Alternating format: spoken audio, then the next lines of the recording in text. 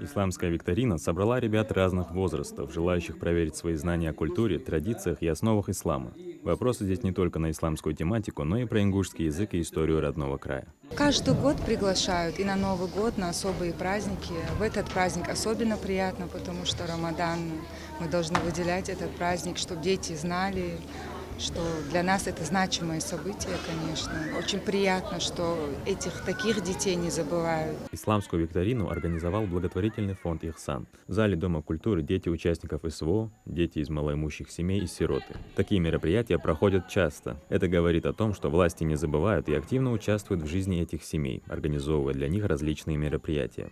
Мероприятие играет очень важную роль для духовно-нравственного, патриотического воспитания нашей молодежи. Посредством этого мероприятия мы планируем привить любовь к нашей религии. Для участия в мероприятии пригласили аниматоров, поэтому дети смогли провести время не только с пользой, но еще и весело. Для ребят также подготовили разнообразные игры и конкурсы, которые не только подняли настроение, но и способствовали развитию творческих способностей и командного духа. Так, а еще ниже кто сможет?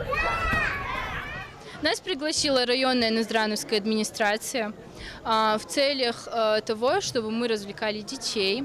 Нам очень нравится работать с детьми, развлекать их. Детям тоже очень нравится.